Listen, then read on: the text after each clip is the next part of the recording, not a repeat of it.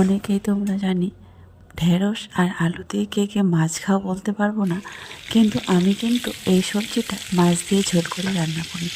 এইভাবে যদি ছোট ছোট কিংবা কুচি কুচি যদি ঢেঁড়স হয়, তাহলে সেটাকে আলুটা কিংবা ঢেঁড়সটা তেলে ভেজে নিয়ে বা সুন্দর করে মশলা দিয়ে কষিয়ে তারপরে ঝোল। হ্যাঁ, অনেকেই হয়তো এই রেসিপিটা তোমরা পছন্দ করো না, কিংবা অনেকেই আবার খাও, তবে আমার এটা কিন্তু বেশ ভালো লাগে। অনেকেই তোমরা আমার এই রেসিপির ভিডিওতে অনেক অনেক কমেন্ট করো, তাই তোমাদের চেষ্টা করি এই রকম ভিডিও দেওয়ার জন্য। আমরা সবাই পছন্দ করি কিছু না কিছু শিখতে আর কোনো না কিছু জানতে। হ্যাঁ, তোমরা হয়তো আমার থেকে অনেক বেশি জানো, কিন্তু তবুও আমার যেন মনে হয়, কারণ আমার রেসিপির ভিডিও তোমরা বেশি বেশি দেখতে চাও, তো তাই একটু আমারও মনে হয় এই রেসিপিগুলোই না হয় তোমার সঙ্গে টুকটাক শেয়ার করি।